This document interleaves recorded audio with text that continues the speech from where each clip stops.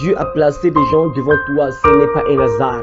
Il y a des gens qui sont avec toi, ce n'est pas un hasard. D'autres sont là pour ton malheur, d'autres sont là pour ton bien. Et si tu n'as pas le discernement, un jour tu vas commencer parfois à regretter. Il n'y a pas le hasard, mes frères, avec les choses spirituelles. Et j'ai compris, mes frères et sœurs, qu'il n'y a pas d'hasard. Une fille, mes frères et sœurs, est venue me voir un jour et je lui parlais un peu parce qu'on priait un peu, on priait ensemble. Là, je lui ai donné des conseils parce que cette fille, jusqu'à aujourd'hui, mène une vie vraiment désordonnée. Une fille vit désordonnée, mes frères et sœurs.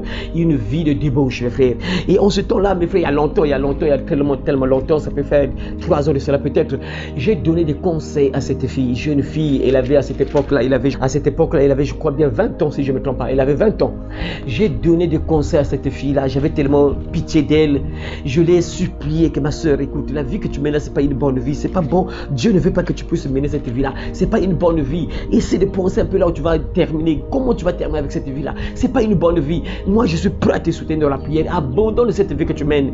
Je l'ai supplié, mes frères. Je l'ai supplié en lui disant comme ma soeur, abandonne cette vie. Une jeune fille, une petite fille de 20 ans, à cette époque-là, elle avait 20 ans, mes frères. Je l'ai supplié, s'il te plaît, ma soeur, abandonne cette vie-là. Cette vie que tu mènes, c'est pas une bonne vie. La vie des bars, boîte de nuit, tout ça, c'est pas une bonne vie. Abandonne cette vie-là. Je l'ai supplié et cette fille-là va me dire quoi, mes frères? Elle va me dire que je ne peux pas vivre sans la vie des bars et des boîtes de nuit. Donc je ne peux pas vivre sans cette vie-là. La vie d'être dans les bars, les boîtes de nuit. Dès que j'entends ça, je le parle encore ouvertement, clairement. Parce que mes frères, il y a des fois quand tu vois une âme en danger, il faut être clair. Il ne faut plus passer par des paraboles. Il faut être clair parfois pour sauver l'âme. Je lui ai parlé directement. Je lui ai dit que ma soeur, je sais qu'il y a des démons qui te poussent à mener cette vie-là. Ce n'est pas toi-même. Il y a des démons qui te poussent à mener cette vie-là. Mais sache-le que je suis prêt à te soutenir dans la prière. Quel que soit le temps que ça va prendre, je veux te soutenir dans la prière. Je suis prêt à te soutenir dans la prière. Toi, ce que tu dois faire, c'est comprendre que cette vie-là que tu mènes, ce n'est pas une bonne vie, d'abandonner cela. Parce que Dieu, si tu veux que Dieu puisse t'aider, il faut comprendre que cette vie-là n'est pas bonne. Abandonner ça et tu verras, le Seigneur va t'aider. Le Seigneur va te délivrer, il va te soutenir, ma soeur. Je l'ai parlé, supplié. Elle a encore répété, je ne peux pas vivre sans la vie des bars et des boîtes de nuit. Elle m'a encore répété cela, mes frères. Ah, incroyable. Après, elle est partie, mes frères. Elle est partie au moins 10 mois plus tard, comme ça, 11 mois plus tard. 10 mois, peut-être 11 mois plus tard. La fille là tombe enceinte. Elle tombe enceinte et vient me voir un jour. J'étais dans la maison, elle vient me voir à la maison. Et s'est assise. J'ai prié. Je lui parle, qu'est-ce qui se passe? Qu'est-ce qu'il y a? Et il commence à me parler que non, puisqu'elle était enceinte. Elle me dit que non, je suis parti à l'hôpital, puisque lorsqu'une femme est enceinte, on lui fait souvent des visites. Je suis parti à l'hôpital, on m'a fait des visites. On m'a trouvé avec le sida. C'est malheureux. On m'a trouvé avec le sida. Et elle change d'hôpital. Elle est partie encore ailleurs. On a encore fait le test. Confirmé. Elle a commencé à pleurer, on l'a consolé, là. Et après, elle m'a dit que non, moi je ne vais pas prendre les médicaments, les rétrovirus, ce truc-là. Bon, les médicaments que les gens qui sont atteints utilisent pour essayer de garder un peu la forme là, tout ça. Non, moi je refuse de prendre ça, je ne crois pas, je ne crois pas, je refuse, je ne crois pas que moi j'ai le sida, je ne crois pas. Et on a fait le test 2 fois, mes frères, confirmé le sida. C'est malheureux. C'est pour vous dire quoi, mes frères? C'est pour vous dire quoi? C'est-à-dire le hasard n'existe pas, mon frère. Dieu a placé peut-être des hommes de Dieu. Tu suis parfois un homme de Dieu. Parfois un homme de Dieu passe dans ton quartier. Il prêche parfois, il parle de la parole de Dieu. Ce n'est pas un hasard, il faut être attentif. Il faut faire très attention, mes frères. Parfois Dieu veut te sauver. Dieu voit parfois dans 2 ans, dans 3 ans, dans 5 mois, dans 2 mois, dans 3 mois, ce qui va t'arriver. Et Dieu va mettre parfois un homme de Dieu devant ton chemin, sur ton chemin, pour te parler, pour te réveiller, pour te détourner de ce chemin-là. Mais il y a les gens qui sont tellement compliqués, qui ne comprennent pas, qui sont tellement aveuglés par le diable, frère. Je l'ai supplié, mes frères. Et là, elle revient. Quelque chose de 10 mois, 11 mois plus tard, pour me dire quoi? Je suis atteint du sida. Vraiment incroyable. Alors si peut-être elle avait écouté, peut-être que Dieu devait l'épargner de ça, peut-être. Peut-être qu'il ne devait pas avoir ça. Voilà pourquoi, frères et sœurs, le hasard n'existe pas.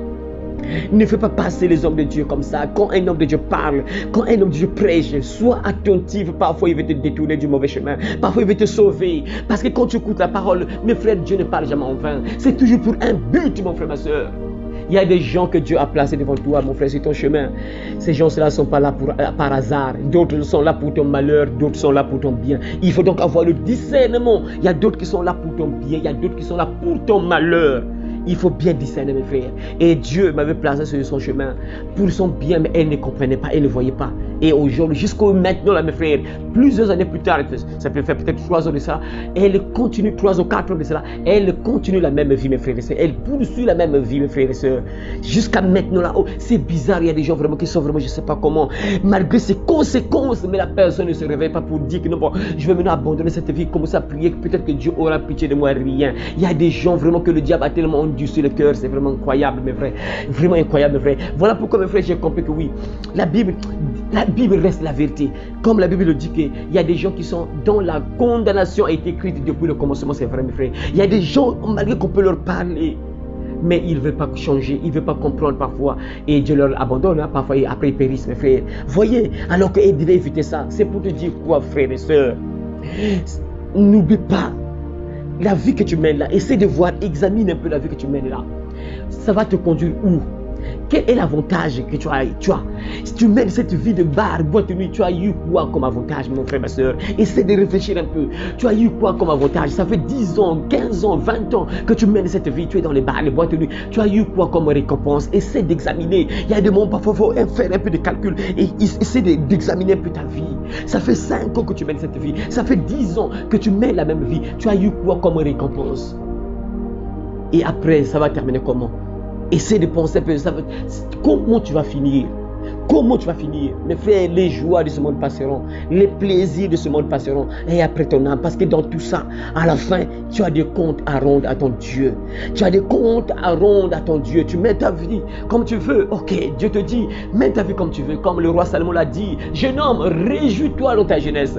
Livre ton cœur à la joie pendant les jours de ta jeunesse. Marche dans les voies de ton cœur et selon le regard de tes yeux. Mais sache que pour tout cela, Dieu t'appellera en jugement. Fais ce que tu veux. Parce qu'il y a des gens, parfois on leur donne des conseils, ils ne veulent pas. On leur montre le droit chemin, ils ne veulent pas. Ils se disent que non, le chemin qu'ils ont suivi là, c'est le bon chemin. Parfois c'est le chemin qui conduit à la mort. Comme la Bible dit dans Proverbe 14:12, qui dit la voie qui paraît droite à un homme peut finalement conduire à la mort. Vous voyez, cette fille-là se disait que non, la vie qu'elle menait, c'était une bonne vie. Et là, mes frères, elle est déjà morte. Mes frères, une personne qui marche, mais qui est déjà presque morte. Voyez, mes frères, donc pose-toi des questions, ma soeur, toi qui mènes cette vie accélérée, tu es là dans les bars, les boîtes de nuit. Après, ça va terminer comment?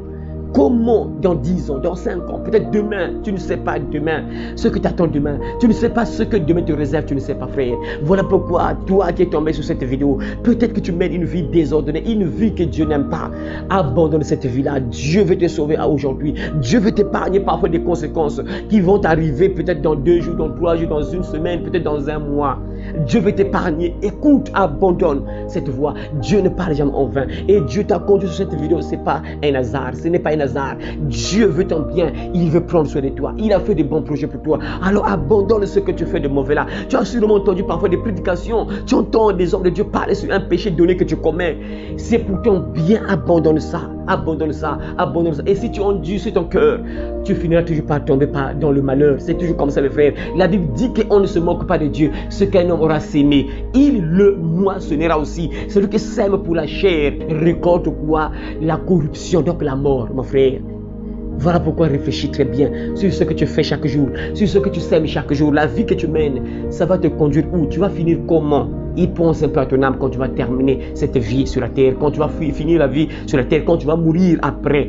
Où iras-tu après? N'oublie jamais, tu as des comptes à rendre à ton Père qui t'a donné le corps que tu as là. Le corps que tu utilises pour faire ce que tu veux. N'oublie pas que tu as des comptes à rendre à ton papa qui t'a créé. Donc sois sage, frères et sœurs. Cette vidéo, c'est pour t'avertir. C'est pour te montrer le droit chemin. Que tu viennes à Jésus-Christ. Il prendra soin de toi, mon frère, ma sœur. Moi, je me rappelle dans la Bible, il y a une femme, mes frères. Une femme, Marie de Magdala, c'était une prostituée. Elle menait une vie désordonnée. Marie de Magdala était une prostituée, mes frères. Mais le jour où Marie de Magdala a croisé Jésus, elle a compris que la vie qu'elle menait, ce n'était pas une bonne vie. Elle a abandonné cette vie-là et Jésus l'a délivrée. Elle a abandonné carrément, complètement cette vie-là. Et comment elle a vécu, mes frères? Dieu était là à ses côtés pour la soutenir. Elle avait abandonné la mauvaise vie. Dieu prenait soin d'elle. Alors toi aussi, Dieu prendra soin de toi, ma soeur. Si tu mènes une vie pas bien, Dieu prendra soin de toi. Abandonne. Mon frère, tu es peut-être mais il ne vit pas bien aussi. Abandonne ça, abandonne ça, abandonne ça. Dieu prendra soin de toi. Dieu prendra soin de toi. Dieu prendra soin de toi. Que celui qui a des oreilles entende ce que l'Esprit dit aux églises. Que Dieu vous bénisse, mes frères et sœurs, vous tous qui avez entendu cette exhortation au nom de Jésus-Christ. Amen.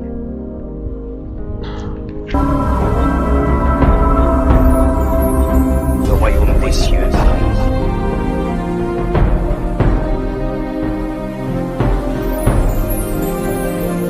Repentez-vous, car le royaume des cieux est